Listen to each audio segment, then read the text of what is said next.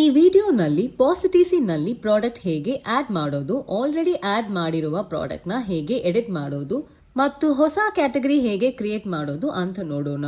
ಮೊದಲಿಗೆ Merchant app open ಮಾಡ್ಕೊಳ್ಳಿ. Left side ನಲ್ಲಿ ಇನ್ವೆಂಟರಿ ಅನ್ನೋ ಆಪ್ಷನ್ ಇರುತ್ತೆ. ಇನ್ವೆಂಟರಿ ಒಳಗೆ ಬೇಸ್ ಮೆನ್ಯೂ ಮತ್ತು ಆನ್ಲೈನ್ ಮೆನ್ಯೂ ಅಂತ ಎರಡು ಆಪ್ಷನ್ಸ್ ಇರುತ್ತವೆ. ಆನ್ಲೈನ್ ಮೆನ್ಯೂ ಸೆಲೆಕ್ಟ್ ಮಾಡಿದ್ರೆ ಸ್ವಿಗ್ಗಿ, ಝೊಮ್ಯಾಟೊ ತರಹ ಆನ್ಲೈನ್ ಪ್ಲಾಟ್ಫಾರ್ಮ್ಸ್ ನಲ್ಲಿ ಇರುವ ಪ್ರಾಡಕ್ಟ್ಸ್ಗೆ ಬೇಕಾದ ಚೇಂಜಸ್ ಅನ್ನು ಇಲ್ಲಿ ಮ್ಯಾನೇಜ್ ಮಾಡಬಹುದು. ಬೇಸ್ ಮೆನ್ಯೂಗೆ ಬಂದ್ರೆ ನಮ್ಮ ರೆಸ್ಟೋರೆಂಟ್ ನಲ್ಲಿ ಕರೆಂಟ್ಲಿ ಇರುವ ಪ್ರಾಡಕ್ಟ್ಸ್, ಅವುಗಳ ಪ್ರೈಸ್, ಹೊಸ ಪ್ರಾಡಕ್ಟ್ ಆಡ್ ಮಾಡೋದು ಮತ್ತು ಬೇಸಿಕ್ ಮೆನ್ಯೂ ಚೇಂಜಸ್ ಅನ್ನು ಇಲ್ಲಿ ಮ್ಯಾನೇಜ್ ಮಾಡಬಹುದು. ಈಗ ಬೇಸ್ ಮೆನ್ಯೂ ಓಪನ್ ಮಾಡಿದಾಗ ಕ್ಯಾಟಗರಿ ಅನ್ನೋ ಆಪ್ಷನ್ ಇರುತ್ತೆ. ಕ್ಯಾಟಗರಿ ಒಳಗೆ ಹೋದ್ರೆ ಕರೆಂಟ್ಲಿ ಯಾವ ಕ್ಯಾಟಗರೀಸ್ ಆಕ್ಟಿವ್ ನಲ್ಲಿ ಇವೆ, ಯಾವುವು ಇನ್ಆಕ್ಟಿವ್ ನಲ್ಲಿ ಇವೆ ಅಂತ ಚೆಕ್ ಮಾಡಬಹುದು. ಮುಂದೆ ಪ್ರಾಡಕ್ಟ್ ಸೆಕ್ಷನ್ಗೆ ಹೋದ್ರೆ ಈಗಾಗಲೇ ಆಡ್ ಮಾಡಿರುವ ಎಲ್ಲಾ ಪ್ರಾಡಕ್ಟ್ಸ್ ಡಿಸ್ಪ್ಲೇ ಆಗುತ್ತವೆ.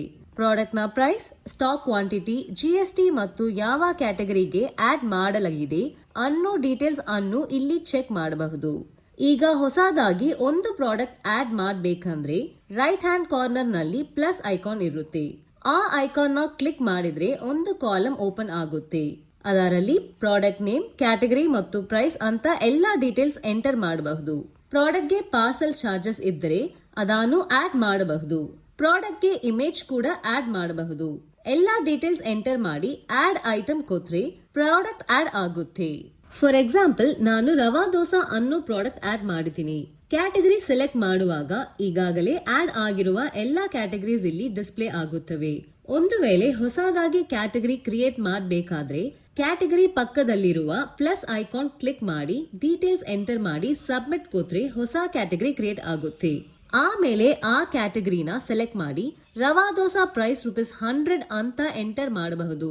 ಆ ಪ್ರಾಡಕ್ಟ್ ಗೆ ಡೈನ್ ಇನ್ ಮತ್ತು ಪಾರ್ಸಲ್ ಗೆ ಡಿಫರೆಂಟ್ ಪ್ರೈಸ್ ಇದ್ ಬೇಕಾದ್ರೂ ಇಲ್ಲಿ ಸೆಟ್ ಮಾಡಬಹುದು. For example, dine in price ₹100 ಮತ್ತು ಪಾರ್ಸಲ್ ಪ್ರೈಸ್ ₹110 ಇದ್ ಬೇಕಾದ್ರೆ ಪಾರ್ಸಲ್ ಚಾರ್ಜಸ್ ನಲ್ಲಿ ಎಕ್ಸ್ಟ್ರಾ ₹10 ಆಡ್ ಮಾಡಬಹುದು. ಆಗ ಪಾರ್ಸಲ್ ಆರ್ಡರ್ ಸೆಲೆಕ್ಟ್ ಮಾಡಿದಾಗ ರವಾ ದೋಸಾ ಪ್ರೈಸ್ ಆಟೋಮ್ಯಾಟಿಕ್ಲಿ ₹110 ಆಗಿ ಬರುತ್ತೆ. ನಂತರ ಇಮೇಜ್ ಆಡ್ ಮಾಡಿ ಆಡ್ ಐಟಮ್ ಕೊಟ್ರೆ ಪ್ರಾಡಕ್ಟ್ ಸಕ್ಸಸ್ಫುಲಿ ಆಡ್ ಆಗುತ್ತೆ. ನಾವು ಆಡ್ ಮಾಡಿದ ಪ್ರಾಡಕ್ಟ್ ನ ಸರ್ಚ್ ಮಾಡಿ ಕೂಡ ಚೆಕ್ ಮಾಡಬಹುದು. ಫಾರ್ ಎಕ್ಸಾಂಪಲ್, ರವಾ ದೋಸಾ ಅಂತ ಸರ್ಚ್ ಮಾಡಿದ್ರೆ ನಾವು ಆಡ್ ಮಾಡಿದ ರವಾ ದೋಸಾ ಡಿಸ್ಪ್ಲೇ ಆಗುತ್ತೆ. ಈಗ ಆ ಪ್ರಾಡಕ್ಟ್ ನಲ್ಲಿ ಏನಾದ್ರೂ ಚೇಂಜ್ ಮಾಡಬೇಕಾದ್ರೆ ಪ್ರತಿಯೊಂದು ಪ್ರಾಡಕ್ಟ್ ನ ಲೆಫ್ಟ್ ಸೈಡ್ ನಲ್ಲಿ ಇರುವ 3 ಡಾಟ್ಸ್ ಕ್ಲಿಕ್ ಮಾಡಿ ಅಲ್ಲಿ ಎಡಿಟ್ ಅನ್ನೋ ಆಪ್ಷನ್ ಇರುತ್ತೆ.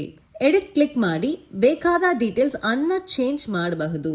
ಚೇಂಜಸ್ ಮಾಡಿದ ನಂತರ ಅಪ್ಡೇಟ್ ಐಟಮ್ ಕೊಟ್ರೆ ಪ್ರಾಡಕ್ಟ್ ಡೀಟೇಲ್ಸ್ ಆಟೋಮ್ಯಾಟಿಕ್ಲಿ ಅಪ್ಡೇಟ್ ಆಗುತ್ತೆ.